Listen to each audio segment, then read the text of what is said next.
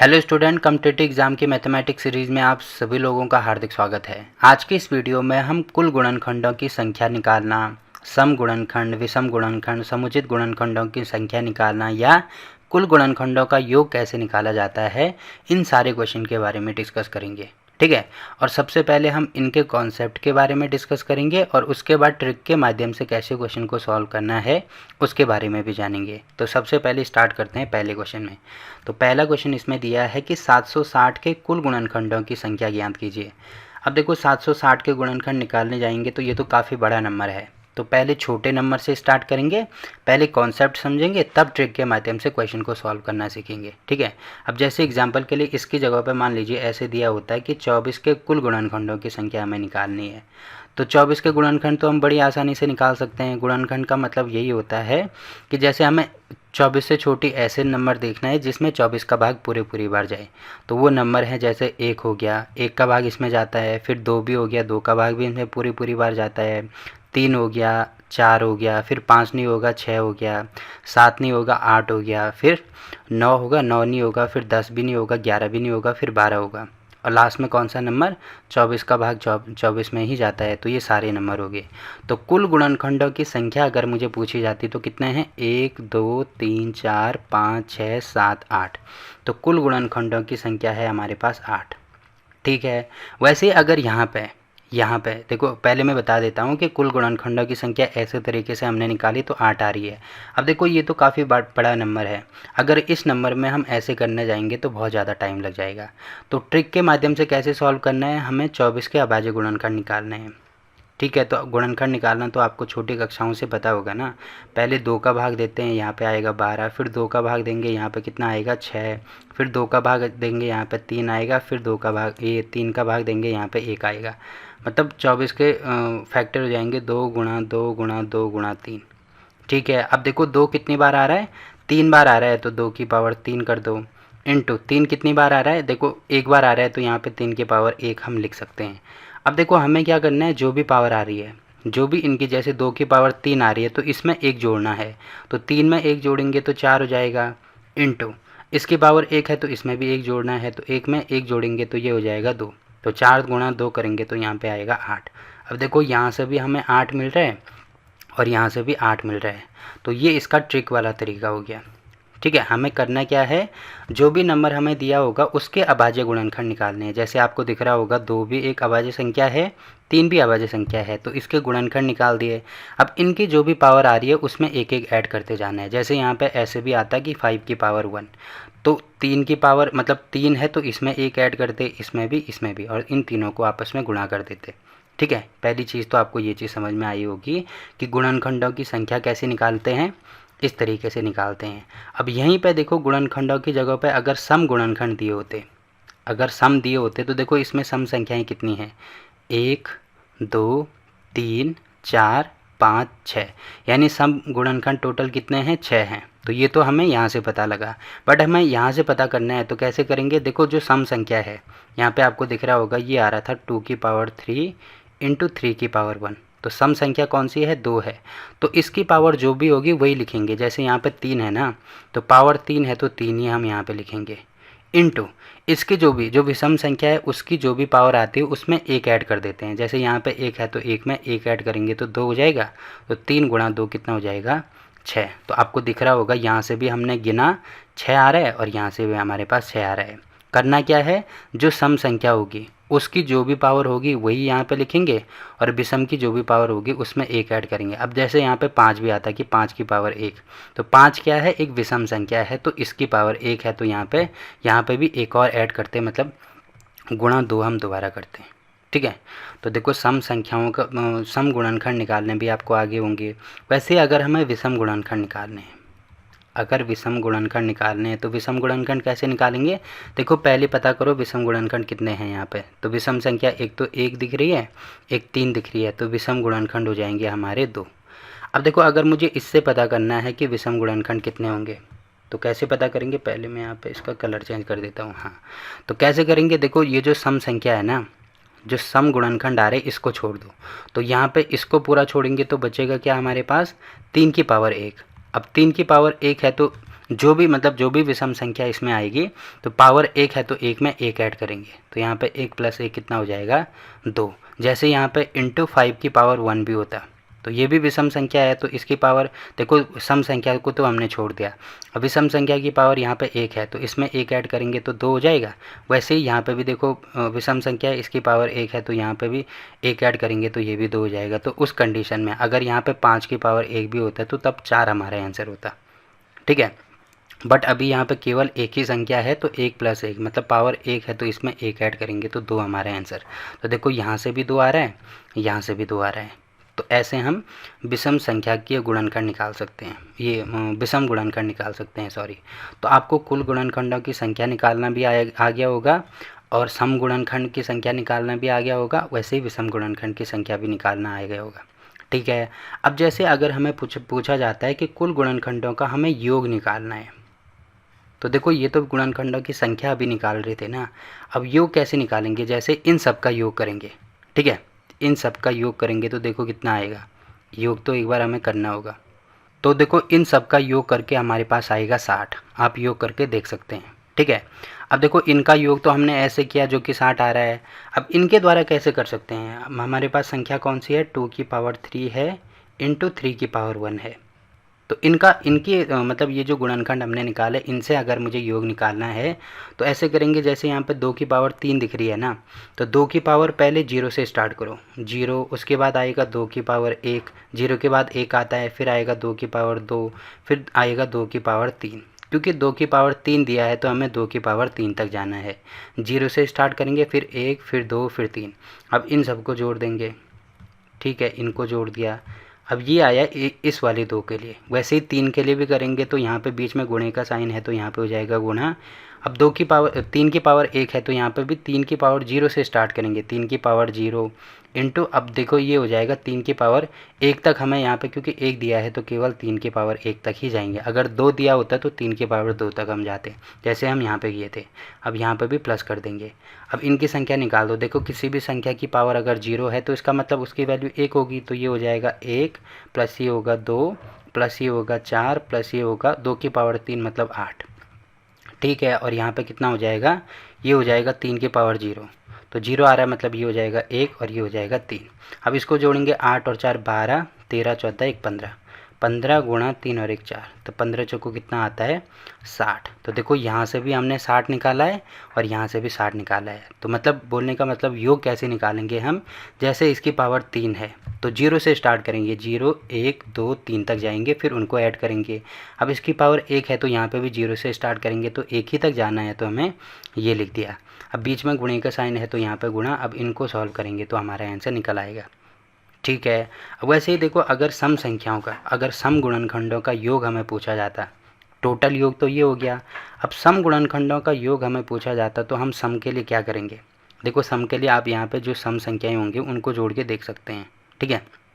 तो सम संख्याएं देखो 3 और 1 4 ये विषम है तो इसमें से 60 में से 4 माइनस करेंगे, मतलब सम संख्याओं का जो योग है वो 56 होगा, ठीक है। वैसे ही विषम संख्याओं का योग क्या होगा, विषम संख्याएं केवल ये 2 हैं 3 और 1, तो विषम संख्याओं का योग हो जाएगा 4।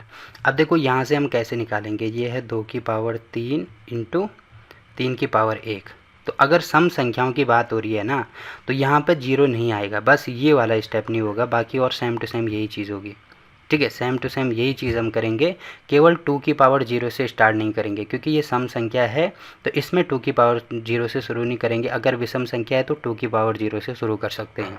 तो याद आपको क्या रखना है कि जो टोटल योग जैसे योग निकालते हैं वैसे निकालेंगे, केवल ये ध्यान रखना है कि अगर सम संख्या आ रही है तो उसकी पावर 0 हम नहीं करेंगे, बाकी यही चीज़ होगी। तो देखो अगर हम इसको ऐड करते हैं तो ये हो जाएगा 8, मतलब ये 1 नहीं आएगा, बाकी ये चीज़ आएगी, तो 8 और 4 12 13 14, तो ये हो जाएगा 14 गुणा 3 और 1 यहाँ पे कितना आ रहा है 4, तो 14 को कितना होता है 56, ठीक है। तो ये आप देख सकते हैं यहाँ से 56 आ रहा है। अब वैसे ही अगर आपको देखो यहाँ से भी 56 आ रहा है, यहाँ से भी, अगर मुझे विषम गुणनखंडों का योग निकालना है तो यहाँ पे 4 है ना, तो विषम के लिए क्या करेंगे, ये 2 की पावर 3 जो है मतलब जो सम संख्या है उसको छोड़ देंगे। अब सम संख्या हमने छोड़ दी, बची क्या 3 की पावर 1, अब 3 की पावर में सेम टू सेम वही चीज़ करनी है, कि 0 से स्टार्ट करना है, तो 0 से स्टार्ट करेंगे 3 की पावर 0 प्लस 3 की पावर 1, तो आप यहाँ पे देख रहे होंगे तो 3 प्लस 1 मतलब 4 आ रहा है। ठीक है, तो ये सारी चीज़ें आपको समझ में आई होंगी। तो देखो हमने सब इसमें इस वाली कॉन्सेप्ट के द्वारा हमने ये निकाल दिया कि कुल गुणनखंडों की संख्या कैसे निकालते हैं, सम गुणनखंडों की संख्या कैसे निकालते हैं, विषम गुणनखंडों की संख्या कैसे निकालते हैं और गुणनखंडों का योग कैसे निकालते हैं। अब देखो अगर ये सारे कॉन्सेप्ट आपको ढंग से समझ में आ गए तो देखो पहला क्वेश्चन इसमें क्या दिया है, ये सारी चीज़ें बहुत जल्दी आप कर पाओगे। जैसे इसमें दिया है 760, तो इसके गुणनखंड करेंगे। देखो गुणनखंड का शॉर्ट तरीका मैं आपको बता देता हूँ, इसको लिख सकते हैं 76 गुणा 10। ठीक है, अब जो 76 है इसके गुणनखंड कर दो तो यहाँ पे कितना हो जाएगा, देखो 76, तो 76 के गुणनखंड करेंगे। देखो यहाँ पे 2 होगा, फिर यहाँ पे हो जाएगा 3 और यहाँ पे हो जाएगा 8, फिर 2 होगा तो यहाँ पे हो जाएगा 1 और 9। तो देखो 19 अभाज्य संख्या है तो यहाँ पे 19 ही होगा, मतलब इसको मैं लिख सकता हूँ 2 की पावर 2 बार आ रही है तो 2 की पावर 2 गुणा 19 गुणा 10 को लिख सकता हूँ 5 गुणा 2। अब देखो 2 की पावर 2 ये है, 1 ये है, मतलब 2 की पावर 3 गुणा 5 की पावर 1 गुणा 19 की पावर 1। अब कुल गुणनखंडों की संख्या निकालनी है तो मैंने क्या बोला था, इन सबको जोड़ देंगे। तो यहाँ पे सबको जोड़ नहीं देंगे, यहाँ पे जो पावर आ रही है उसमें एक एक ऐड करेंगे। तो यहाँ पे 3 है तो 3 में 1 ऐड करेंगे तो 4, यहाँ पे 1 है तो 1 में 1 ऐड करेंगे तो 2, और यहाँ पे भी 1 है तो 1 में 1 और ऐड करेंगे तो 2। तो 4 दूनी 8 दूनी 16, तो 16 हमारा आंसर हो जाएगा। और अगर सम गुणनखंडों की संख्या पूछा जाता तो सम के लिए क्या करते हैं, ये जो सम संख्या है इसकी जो भी पावर है, जैसे 3 है तो यहाँ पे 3 ही लिखेंगे, बाकी जो विषम की पावर है वैसे ही ऐड करेंगे। तो 1 में 1 ऐड करेंगे तो यहाँ पे होगा 2, और 1 में 1 और ऐड करेंगे तो यहाँ पे होगा 2। तो 3 दूनी 6 दूनी 12। अगर विषम के लिए पूछा होता कि विषम गुणनखंडों की संख्या निकालनी है तो जो सम संख्या है इसको हटा देंगे, बाकी इसमें हम चेक करेंगे। तो यहाँ पे 1 है तो 1 में 1 ऐड कर दो 2, और यहाँ पे भी 1 है तो 1 में 1 ऐड कर दो 2, तो 2 दूनी 4 हमारा आंसर होता। ठीक है, तो देखो पहला क्वेश्चन यहाँ पे कंप्लीट होता है। अब कुछ और एग्जांपल इसमें कर लेते हैं, जैसे ये वाला दिया है। अब इसमें हमें सम गुणनखंड निकालने हैं, तो नंबर तो बहुत बड़ा है, इसको ऐसे लिख सकते हैं क्या, 105 गुणा 100 लिखा जा सकता है। अब 105 के गुणनखंड कर दो, तो 105 के गुणनखंड यहाँ पे देखो 5 से भाग जाएगा तो यहाँ पे होगा 21। अब 21 को मैं 3 गुणा 7 लिख सकता हूँ, मतलब इसके बदले में 5 गुणा 3 गुणा 7 ऐसे लिख सकता हूँ। 100 को लिख सकते हैं 25 गुणा 4। अब 25 को लिख सकते हैं 5 की पावर 2, और 4 को लिख सकते हैं 2 की पावर 2। तो आपको दिख रहा होगा कि 2 की पावर 2 आ रहा है। ठीक है, 3 एक बार आ रहा है तो 3 की पावर 1 इंटू 5 कितनी बार आ रहा है, 2 और 1 3 बार आ रहा है तो 5 की पावर 3 इंटू 7 एक बार आ रहा है तो 7 की पावर 1। तो ये सारे हमने विषम गुणनखंड इसके अभाज्य गुणनखंड निकाल दिए, सॉरी अभाज्य संख्याएं हैं ना ये सारी, तो गुणनखंड निकल गए। अब इसके सम संख्याओं का गुणनखंड हमें निकालना है। तो सम के लिए मैंने क्या बोला था कि जो सम की पावर आती है तो वही इसमें लिखते हैं। जैसे सम की पावर यहाँ पे 2 आ रही है तो 2 ही यहाँ पे लिखेंगे, और उसके बाद जो विषम, देखो ये भी विषम संख्या है, ये भी विषम संख्या है, ये भी विषम संख्या है, तो उसमें एक एक ऐड करते हैं। तो 1 में 1 ऐड करेंगे 2, 3 में 1 ऐड करेंगे 4, और 1 में 1 ऐड करेंगे 2। तो ये हो जाएगा 4 दूनी 8 दूनी 16 दूनी 32, तो 32 हमारा आंसर हो जाएगा। ठीक है, और कुल गुणनखंड पूछा होता तो इन सब में एक एक ऐड करते, मतलब यहाँ पे 2 के बदले यहाँ पे 3 हो जाता, फिर इनको गुणा कर देते। अब देखो यहीं पे अगर मुझे सम गुणनखंड का योग निकालना होता तो योग हम कैसे निकाल सकते हैं। इसके गुणनखंड मैंने अभी आपको बताया ना क्या क्या आ रहे थे। तो देखो 105 के तो आ रहे थे क्या, 5 गुणा 3 गुणा 7, और 100 का आ रहा था 2 की पावर 2 इंटू 5 की पावर 2। तो इसका मतलब 2 की पावर 2 हो जाएगा, 3 की पावर 1 हो जाएगा, 5 की पावर 3 हो जाएगा, और 7 की पावर 1 हो जाएगा। तो सम गुणनखंडों का योग अगर मुझे निकालना है तो मैंने बोला था ये जो सम संख्या है इसमें 2 की पावर 0 नहीं लेंगे हम। तो 2 की पावर 0 नहीं लेंगे, बाकी सारे नंबर आएंगे, मतलब 2 की पावर 1 और 2 की पावर 2 ये आएगा। अब इसमें विषम संख्या है तो 3 की पावर 0 ले सकते हैं, यहाँ पे 3 की पावर 1। वैसे ही 5 की पावर 3 तक जाना है तो 5 की पावर 0, 5 की पावर 2 और 5 की पावर 3। ठीक है, और इंटू ये हो जाएगा 7 की पावर 0 प्लस 7 की पावर 1। अब यहाँ पे आएगा हमारे पास 2 प्लस 4। ठीक है, यहाँ पे आएगा 1 प्लस 3, यहाँ पे आएगा 1 प्लस 5 का स्क्वायर 25 प्लस 5 का क्यूब 125, और यहाँ पे आएगा 1 प्लस 7। अब इनको जोड़ दो, 4 और 2 कितना हो जाएगा 6 इंटू 3 और 1 ये हो जाएगा 4 इंटू 25 125 150 151 ये हो गया, और इंटू में 7 एकम 7 और 1 8 ये हो गया। अब इनको गुणा करके देखना, जो भी आएगा वो हमारे आंसर होगा। या आप शॉर्ट तरीके से कैसे कर सकते हैं, जैसे एग्जाम में तो आपको ऑप्शन दिए होंगे, अब इनको इकाई का अंक इसका निकाल दो। जैसे 8 गुणा 1 करेंगे तो यहाँ पे आएगा 8 और 6 चौको यहाँ पे आएगा 24, तो इसके इकाई का अंक होगा 8 चौको 32। तो स्टार्टिंग में देखना किसके 2 आ रहे हैं, तो वही हमारा आंसर हो जाएगा। ठीक है, तो ऐसे भी शॉर्ट तरीके से कर सकते हैं। तो देखो ये वाला क्वेश्चन भी हो गया। अब अगला क्वेश्चन इसमें दिया है कि इसके हमें विषम गुणनखंड निकालने हैं। तो जो 3600 है उसको 36 गुणा 100 लिख सकते हैं। 36 मतलब 6 का स्क्वायर। वैसे ही 100 मतलब इसको अभी मैंने बोला ना 2 की पावर 2 इंटू 5 की पावर 2। ठीक है, अब 6 को लिख सकते हैं 3 गुणा 2 मतलब 3 की पावर 2, और ये हो जाएगा 2 की पावर 2 इंटू ये है 2 की पावर 2 इंटू 5 की पावर 2। अब यहाँ पे 2 की पावर 2 ये है 2 ये है, तो ये हो जाएगा 4 इंटू 3 की पावर 2 इंटू 5 की पावर 2। ठीक है, अब देखो यहाँ पे हमने ये अभाज्य गुणनखंड इसके निकाल दिए। अब क्योंकि विषम के लिए इसमें बोला है कि विषम गुणनखंड निकालने हैं, तो जो सम संख्या है उसको हटा देंगे, तो बाकी बचा क्या 3 की पावर 2 5 की पावर 2। तो इसमें 1 ऐड करेंगे तो 2 में 1 ऐड करेंगे 3, और इसमें भी 1 ऐड कर दो, 2 में 1 ऐड करेंगे तो 3। तो 3 गुणा 3 मतलब 9 हमारा आंसर हो जाएगा। ठीक है, अब देखो यहीं पे अगर मुझे गुणनखंडों का योग भी निकालना है, तो योग कैसे निकालेंगे, कौन कौन सी चीज़ें हैं हमारे पास। देखो एक तो है हमारे पास 3 की पावर 2, फिर 3 की पावर 2, इसके बाद 2 की पावर 4 और 5 की पावर 2। तो अगर मुझे विषम गुणनखंडों का योग निकालना है तो कैसे निकालेंगे, आपको यहाँ पे दिख रहा होगा। विषम के लिए मैंने बोला था सम संख्या को हम छोड़ देंगे, तो ठीक है इसको हम छोड़ देंगे। यहाँ पे क्या बचा, ये बचा 3 की पावर 2 और 5 की पावर 2। तो 0 से स्टार्ट करेंगे, 0 3 की पावर 0 फिर 3 की पावर 1 फिर 3 की पावर 2। वैसे ही यहाँ पे 5 की पावर 2 आ रहा है ना, तो 5 की पावर 0 5 की पावर 1 और 5 की पावर 2। अब इसको सॉल्व करेंगे तो 3 की पावर 0 मतलब 1, ये हो जाएगा 3, ये हो जाएगा 9। ठीक है, और ये कितना होगा 5 की पावर 0 मतलब यहाँ पे 1, यहाँ पे 5 और यहाँ पे 25। अब इसको सॉल्व करेंगे तो 9 और 10 और 3 13 गुणा 25 30 31, तो ये हो रहा है 31। अब इनको गुणा करके देखना, वही हमारा आंसर आएगा। ठीक, अब देखो अगला क्वेश्चन क्या दिया है इसमें। अब कुछ और क्वेश्चन देखो। अब देखो समुचित गुणनखंड क्या होता है एक बार मैं बता देता हूँ। तो समुचित जैसे 24 नहीं, अब 12 ले लो। 12 के हम निकाल सकते हैं, 1 होगा 2 होगा 3 होगा 4 होगा 6 होगा और 12 होगा। तो समुचित में क्या करते हैं, देखो एक ऐसी संख्या है कि जो जिसका भाग हर किसी में चले जाता है, तो इसको हटा देंगे। अब क्योंकि जो संख्या है उसका भाग उस संख्या में तो जाएगा ही ना, मतलब किसी भी संख्या का भाग खुद में तो जाता ही है, इसका मतलब इसको भी हम हटा देंगे। तो बचा क्या, देखो 2 गुणनखंड हमने यहाँ से हटा दिए, तो बचे क्या, ये जो बीच के गुणनखंड हैं ये हमारे आंसर हो जाएंगे। तो हमें ये ध्यान रखना है कि पहले कुल गुणनखंड निकालने हैं। अब कुल गुणनखंड में से क्या करना है, 2 माइनस करने हैं। 2 कौन से, एक तो 1 और एक खुद वो संख्या। तो जैसे 1690 इसमें है, तो 1690 को मैं ऐसे लिख सकता हूँ क्या, 169 इंटू 10 लिखा जा सकता है। 169 देखो 13 का स्क्वायर होता है, इंटू 10 को लिख सकता हूँ मैं 2 गुणा 5। अब ये हो जाएगा 2 की पावर 1 इंटू 5 की पावर 1 इंटू 13 की पावर 2। अब आपको दिख रहा होगा कुल गुणनखंड कैसे निकालते हैं। कुल गुणनखंड के लिए इसमें एक एक ऐड करते हैं, तो 1 आ रहा है तो 2, 1 है तो 2 और 2 है तो 3, तो 3 दूनी 6 दूनी 12, तो 12 ये हो गया। अब समुचित के लिए क्या करते हैं, इसमें 2 माइनस कर दो, तो 10 हमारा आंसर हो जाएगा। ठीक है, तो ये चीज़ आपको ये ध्यान रखनी है समुचित के लिए। तो देखो ये वाला क्वेश्चन भी हो गया। अब देखो जैसे इसमें हमें कुल गुणनखंडों का योग निकालना है, तो पहले गुणनखंड तो इसमें निकाल दें। तो देखो यहाँ पे 4 की पावर 9 है, 4 की पावर 10 है, तो इसको मैं ऐसे लिख सकता हूँ कि 4 की पावर 9 गुणा 4 की पावर 1, क्योंकि जब बेस सेम हो, बीच में गुणे का साइन हो, तो घातें आपस में जुड़ जाती हैं। तो 9 प्लस 1 मतलब 10 ये आ रहा है।